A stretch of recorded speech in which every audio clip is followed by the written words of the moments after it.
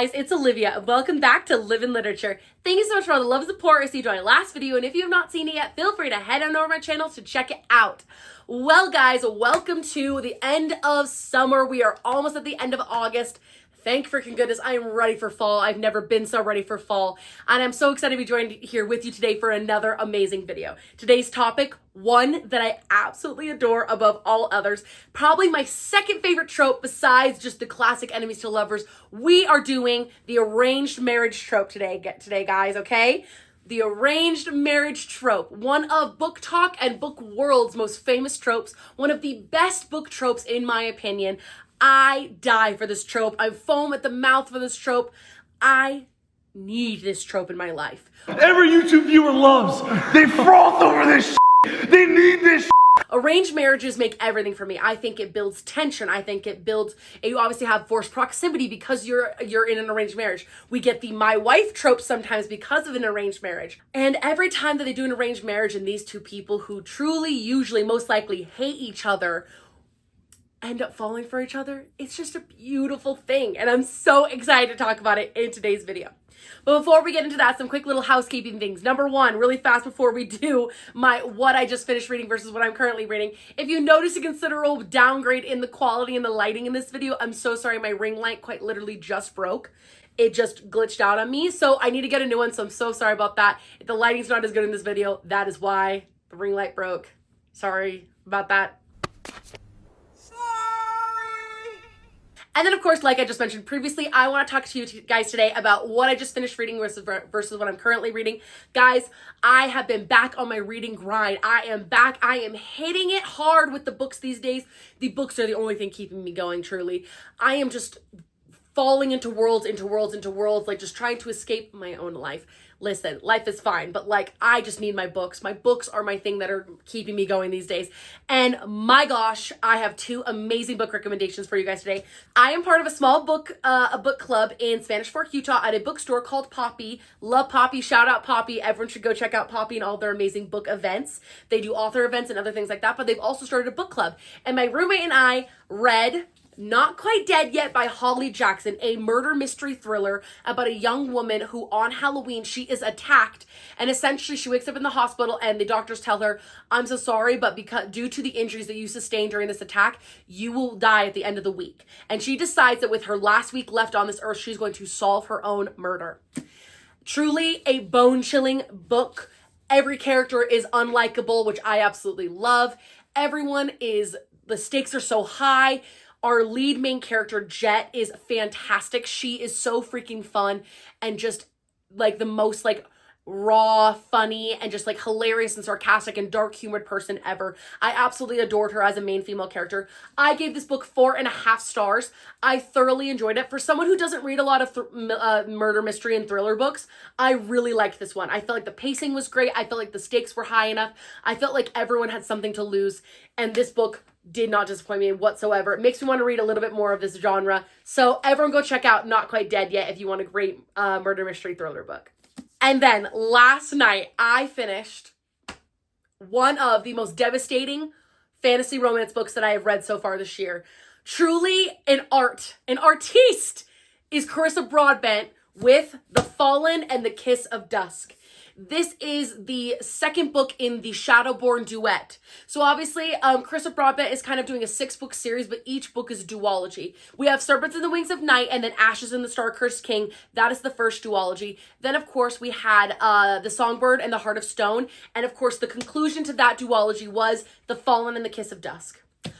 This book was jaw-dropping. This book was absolutely devastating. The whole thing was hard to read because it was so painful to read. Like, so much pain in this book. This book gave every vibe. Like, it gave very much like Hades and Persephone vibe. It also was giving Odysseus and Eurydice, like these two lovers drawn to each other, separated by a chasm of death. Can they come together to save the world? I did not know how this book was going to end. Like, truly, I was like, I just don't understand how they're going to make it work. Like, I don't understand how they are going to survive this. And it ended beautifully. It was a beautiful conclusion to this duology. And I am so excited for the cliffhanger that she left us off on with the next book coming out. I can't remember what it's called, but it's going to be about the last court in this world called the Bloodborne Court. Very excited about it. A cursed court of vampires. I am thoroughly looking forward to it. It's going to be so dark, so grim. All the things that you love from Carissa Broadbent. I just think she's created such an incredible vampire world that I'm absolutely in love with. And this book was fantastic. And truly, I cried. I cried throughout the last, probably 50 pages of the book.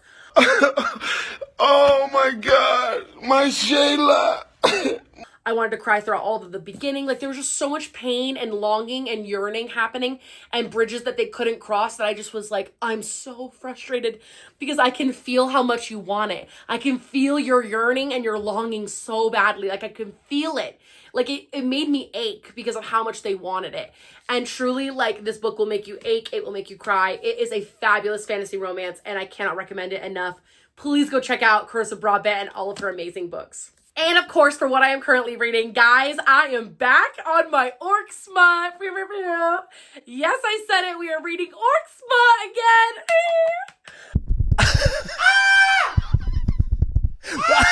I'm so excited. I'm literally so excited for this book. S.E. Wendell, one of my new favorite authors who has been my obsession for monster romance this year. The fourth book in the monstrous world, romantasy world that she's created. Each book is a standalone, so you don't have to read the whole series to understand what's going on, but I highly recommend that you read all of the other three books in this series. The last book, I don't know if it's the last one, but this was the fourth book. It is called Failing, and this one is about Ravenna, a young fae woman, and Valak, king of the orcs, and he wants to be ruler over all the orc clans and wants to unite them. Ravenna is seeking revenge against an evil fae queen named Amaranth, and she's seeking her vengeance against her. And Valak and Ravenna are going to have a romance unlike anything else. I've heard it's spicy. I've heard it is amazing. I've heard it is seductive and fun and grim and raw, and I'm just so excited to read it. I love me some monster romance. I'm definitely going to be doing a video in October all about monster romance because I've read so much monster romance this year. It's been something that has been filling me with so much joy is reading monster romance. So I'm so excited to start Failing. I'm literally going to start it tonight. I literally can't wait to read it. I know it's going to be so good and just fulfill all of my monster needs. We don't want to get sticky, do we? Y'all are getting this, right? So that's all the books that I just finished reading and what I'm currently reading. Now, we are going to be getting into arranged marriages. Now, reasons I love arranged marriages. Again, like I said in the beginning, forced proximity. It is two people who usually hate each other, forced protection of one another because they're married, husband and wife. And I think it just brings an extra little zhuzh when there's that pressure of being married to one another. All the books that I've selected for you guys today are a range of genres. We've got contemporary, we've got fantasy, we've got romantasy, and we've got urban fantasy. So we've got a range of genres here for you guys to pick from. I love all of these books. I think they're all fantastic. They're all so, so wonderful. Cannot recommend them enough. So without further ado, let's get started. Listen, let's just get this one out of the way because we know we're already going to talk about it, okay? Everyone's in the comment going, boo, boo, boo, stop talking about this book, stop talking. And guess what? I'm never going to stop talking about this book because it's literally the best. And the second book in this series comes out in October. We have Bride by Ali Hazelwood. Guys, my favorite urban fantasy, vampire and werewolf arranged marriage. We have Misery Lark, a vampire woman, is betrothed to Lo Moreland, alpha werewolf of his clan. He and Misery are essentially having an arranged marriage, and she's going to live on his side amongst the werewolves as a peace offering between the vampires and the werewolves in this urban fantasy, arranged marriage, mafia-esque thing. It is fantastic. I love this book so much. I love Bride. Isn't it amazing? Yeah, I just gotta be honest, I don't know what the big deal is. Get out. I love this book so much. The romance in here, the spice in here, the tension and the yearning in here. Lo Moreland gives it to her good, and he is such a good alpha werewolf. Ow, ow, ow! And the second book in this series called Mate comes out in October, which is the second one joining this one. I literally cannot wait to read it. It is going to be so good. So please, Add this one to your TBR now so that you can join Mate when it comes out in October. It's going to be so good and so fun, and one of my absolute favorite arranged marriage couples. The next one I want to talk about is a book that came out, I think, just this year. In March, we have the queen of cowboy romances, Miss Elsie Silver's Wild Side. Wild Side is technically not as cowboy as her other books, but it takes place in the Rose Hill Ranch series. If you guys are a fan of the Rose Hill Ranch series, there's 2 books in it. There's Wild Love and Wild Eyes, and now Wild Side. Wild Card comes out next month, and I cannot wait to read it. It's going to be so good. But Wild Side is a gorgeous arranged marriage book. We have young Tabitha. Her sister, unfortunately, has been in a terrible accident, has passed away, and she has a young son who essentially Tabitha is going to take under her wing as a guardian. But it turns out that in the contract for guardianship, her sister actually wrote their next door neighbor, Reese Duprice, who lived next to Tabitha's sister, as the guardian over her son. And Reese and Tabitha have a huge argument. They're like, it's very much like a hot and cold thing. They both cannot stand each other. Reese Duprice is cold and broody and dark, and he's gone for weeks at a time, like for a mysterious job that he won't tell anyone about. And Tabitha and him just don't get along, and she doesn't understand why her sister would assign guardianship of her young son to this man that her family does not even know and barely even associates with, instead of her as her sister. So Tabitha and Reese create an agreement, and they decide to get married so they can share custody over this young son that is Tabitha's nephew. And they have an arranged marriage, and it is everything. The tension, the yearning, the crying. This book was very different from a lot of Elsie Silver's other books. I feel like a lot of them start pretty lighthearted, and then you get into the more serious stuff, and then it ends pretty lighthearted. This one was a roller coaster of emotions for me. This one started very emotional and like upset. Like I remember crying through the first like 50 pages of this book, just being like, this is the saddest thing I have ever read. That's the saddest story I ever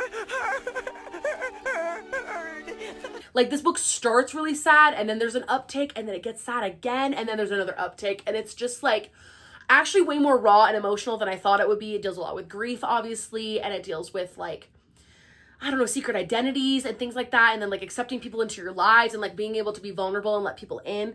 It is a fabulous book though. Like truly like one of my favorites in the Rose Hill Ranch series. Like I absolutely loved this one. I think Wild Side's fabulous.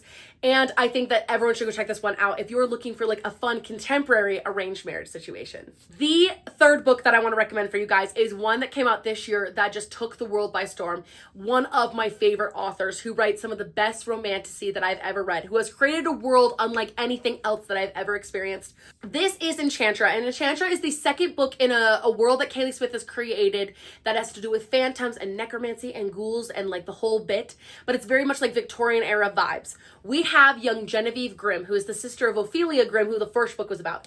Genevieve's mother has passed away, and Genevieve is looking for answers as to why. And something leads her to this house called Enchantra. She meets the Silver family, but what she doesn't realize is upon entering into this house, she's essentially entrapped herself in a deadly game of trying to survive in one night before all the siblings murder each other. The only way though that she can survive and compete is if she marries young Rowan Silver. Rowan is basically, Rowan takes her under his wing. He sees her, she's in a bind. He decides to marry her, even though they cannot stand one another. They could not get along less, and these two end up marrying one another. And as these two are trying to survive this deadly game of like cat and mouse amongst all these siblings, who will survive in the end? Will she be able to take it? Will she be able to escape Enchantra and find out more about her dead mom? We don't know. We will find out in this book. I love this one. I love Enchantra. I just think Kaylee Smith creates such like decadent worlds. Like all of them are very spooky, but very fun. Like there's heavy romance and yearning to this, but like feels very genuine, and it feels very like very sexual and fun. Like I absolutely love these books. And of course the world that she's created is quite literally so fun. Like obviously we get some cameos from the past book of Phantasma, which like absolutely love. Phantasma is like one of my favorite books I've ever read. The second book is fantastic though. And I loved seeing Genevieve's story, and I loved seeing her and Rowan's relationship grow throughout this one. And their arranged marriage just makes it all the sweeter because they had to convince everyone around them that they're totally in love. And I love couples who have to convince other people that they're in love because then they start falling in love. So, love this one. It's absolutely fantastic. Please go check out Enchantra. The fourth book I want to recommend for you guys today is one from, you guessed it, Miss S.E. Wendell herself. It is the third book in her monster romance series standalones that she has. This is Sweetling by S.E. Wendell. Sweetling is the third book in the A Monstrous World novel, a fantasy monster romance. So she's got two books before this that are both orc heavy. They're both about two different orcs. This one, again, is in the same world that she started her first one in, but it's about a young elf man named Ilarion. Ilarion is one of the Fae, or elf or whatever. I think he's a Fae though. He's one of the Fae, and essentially he's escaping his land where the evil queen of Amaranth lives. He's escaping his land and he needs to go start a new life somewhere else. And in his progress to start a new life, he wants to find his mate. He wants to find his soulmate somewhere out there in the world. And one day he stumbles across Miss Molly, who is a barmaid living in a tavern, just working her way, working her wares. Essentially, she's a nobody, as ever makes very apparent to him. But to her, she is somebody. To her, she's the most important person in his life. He essentially asks for her hand in marriage, in a really weird way that ends up being a big miscommunication thing, but essentially it's almost like an arranged marriage where she's almost forced into marrying him. She essentially marries him kind of against her will, and they essentially she despises him when she first meets him, despises him when they're together, and essentially slowly learns that his intentions are pure and that he's a good person, and she slowly learns to fall in love with him. So I absolutely love this one. I think that it's very much cozy fantasy vibes. The stakes in this one aren't as high as they are in the other two in the Monster Romance World series, but this one is just really sweet and tender, and I will say the spice is spicing. Give me it! I've got fucking clinical depression, you fucking idiot. In this one, if you're looking for a good time but not a long time, I do recommend Sweetling. It is very good for that. It's very sweet. Love the spice in this. It's fabulous. But this arranged marriage is very sweet. There's a lot of miscommunication around the idea, which I do normally hate miscommunication, but I think that they handle it really well, and they kind of nip it in the bud when they need to. And I do love these two characters. I think that they balance each other very well. Molly's very sassy and fun and very boisterous and very loud with her opinion. Ilarion is very calm, cool, collected. He just nothing really beats him down or gets him down. He just is very easy, even keel kind of dude. And I feel this sassy woman and this even keel guy make a very cute couple.